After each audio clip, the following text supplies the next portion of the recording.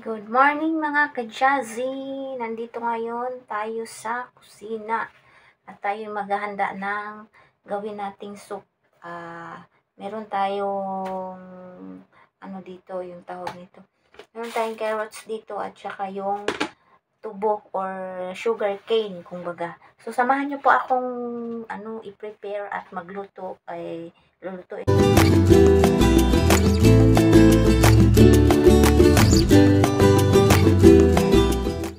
So, meron po tayo ditong water chestnut.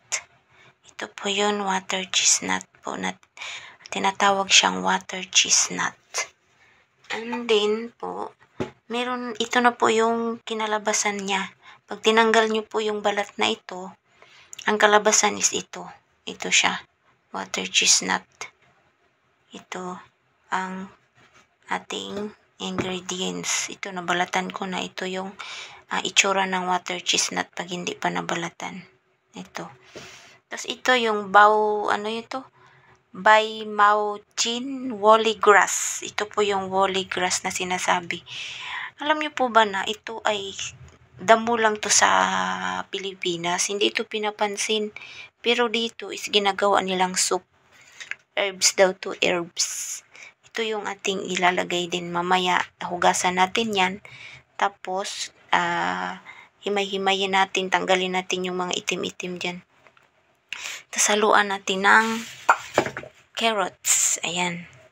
Nahiwa ko na yung carrots na yan. Mamaya, na lang natin yan, ilagay na lang natin. At syempre, hindi mawawala ang tubo o kaya sugar cane. Ito ay kumbaga nahati-hati na.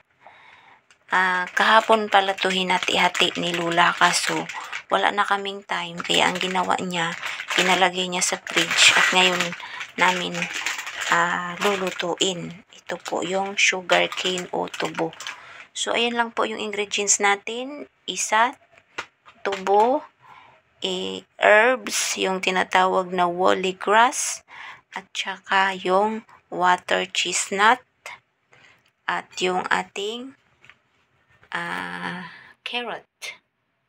Ito ang ating ingredients for today. Ayan. At saka meron tayo nito. Ayan lang. Lang siya. 4 na ingredients lang. So, mamaya, lutuin natin. I-prepare muna natin. Tapusin muna natin tong balatan. So, mamaya guys, prepare natin at lulutuin natin. Abang-abang lang po. See you later po. A few moments later. So, ito na guys. Hugasan na natin yung woolly grass. Ito po siya. Woolly grass. Ayan. Hugasan natin. Kasi gugupitin natin yung mga marumi. Malinis naman na siya kasi kailangan lang talagang hugasan. Kasi iwas bacteria ba?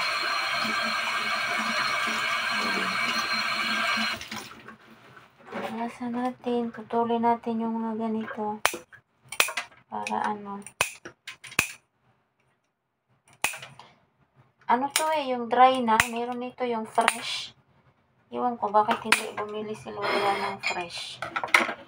Ayun. Ang binili niya is yung dry na. Natutuyo na siya.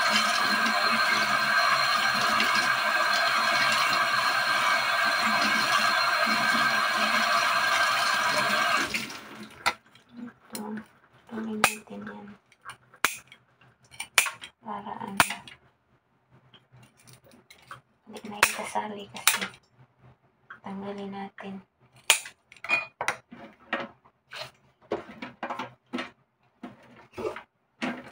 Ayan.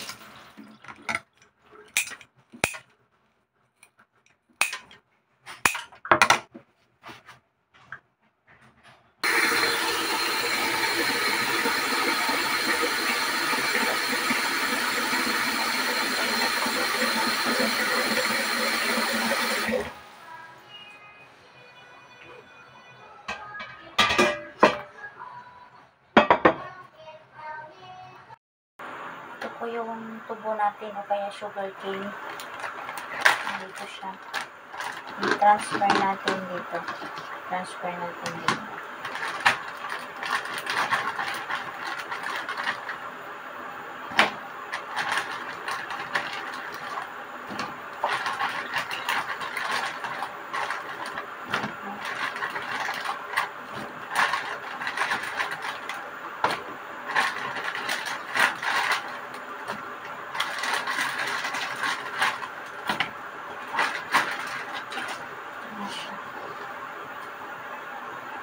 Ang dami.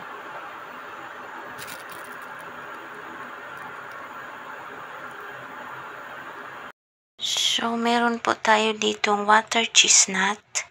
Ito po yun, water chestnut po na tinatawag siyang water chestnut. And then po, meron, ito na po yung kinalabasan niya. Pag tinanggal nyo po yung balat na ito, ang kalabasan is ito. Ito siya, water chestnut. Ito ang ating ingredients. Ito, nabalatan ko na. Ito yung itsura ng water chestnut pag hindi pa nabalatan. Ito. Tapos ito yung Bai Mau Chin Woolly Grass. Ito po yung woolly grass na sinasabi. Alam niyo po ba na ito ay damo lang to sa Pilipinas. Hindi ito pinapansin. Pero dito is ginagawa nilang soup. Herbs daw to, herbs. Ito yung ating ilalagay din mamaya. Hugasan natin yan. Tapos, himay-himayin natin. Tanggalin natin yung mga itim-itim dyan. Tapos, haluan natin ng carrots. Ayan. Nahiwa ko na yung carrots na yan. Mamaya, ano na lang natin yan. Ilagay na lang natin. At syempre, hindi mawawala ang tubo o kaya sugar cane. Ito ay kumbaga nahati-hati na. Kahapon pala to hinati-hati ni Lula kaso wala na kaming time kaya ang ginawa niya, pinalagay niya sa fridge at ngayon namin lulutuin. Ito po yung sugar cane o tubo. So ayan lang po yung ingredients natin. Isa, tubo, herbs, yung tinatawag na woolly grass, at saka yung water chestnut, at yung ating carrot. Ito ang ating ingredients for today. Ayan. At saka meron tayo nito. Ayan lang. Ano lang siya. 4 na ingredients lang. So, mamaya, lutuin natin. I-prepare muna natin. Tapusin muna natin tong balatan. So, mamaya guys, prepare natin at lulutuin natin. Abang-abang lang po.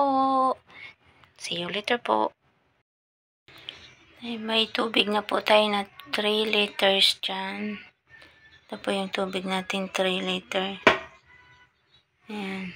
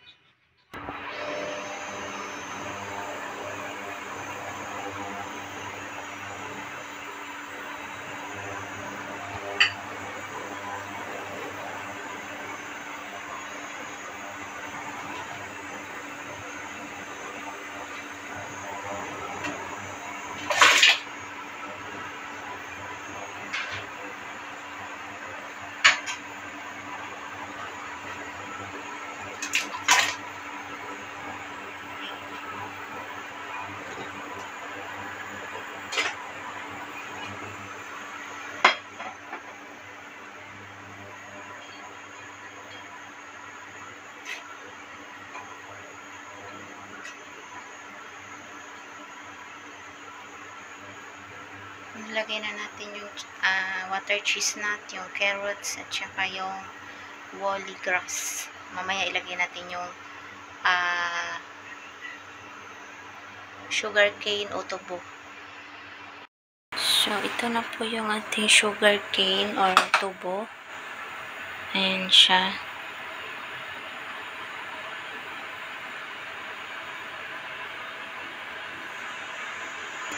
So, ngayon, ilagay na natin siya dyan. Para sabay siyang sa pagkulo.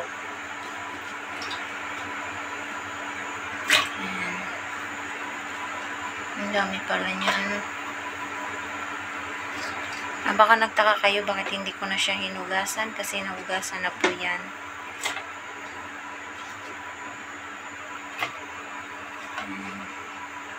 Sobrang dami niya. Ayan. Ang dami na.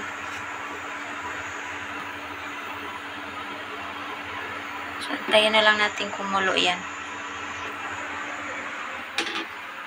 1 hour later. Alin na kayo guys.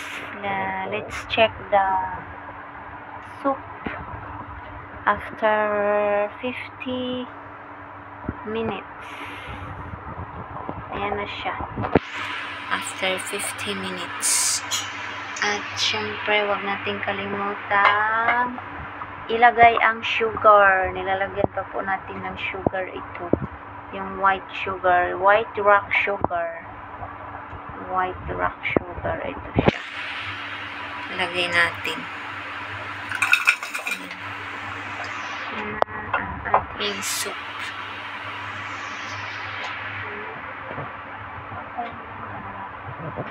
Ating chopstick.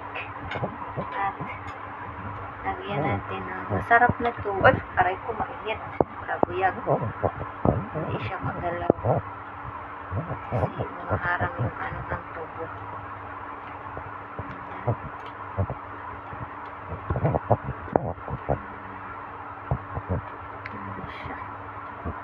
Chinese sugar cane soup or kumbaga minatamis. Yan siya, minatamis. So, mag-sit tayo ulit ng another 10 minutes para sa sugar na nilagay natin para mabuo yung isang oras natin. So, yung 50 minutes is nag-alarm na, tapos na siya. Tapos ngayon, mag-alarm tayo ng 10 minutes ulit. Okay na yan. Isang minuto lang naman ang nakareferensya para mag-sit siya ng 1 hour. Mag-ano na siya ng 1 hour talaga. So, after 1 hour, titikman natin yung ating nilulutong soup. Ayan.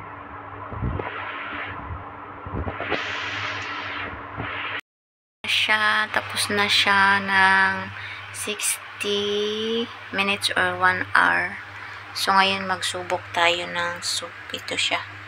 Kung anong lasa. Palamigin muna natin kasi sobrang init. Mamaya try nating inumin kung matamis ba siya.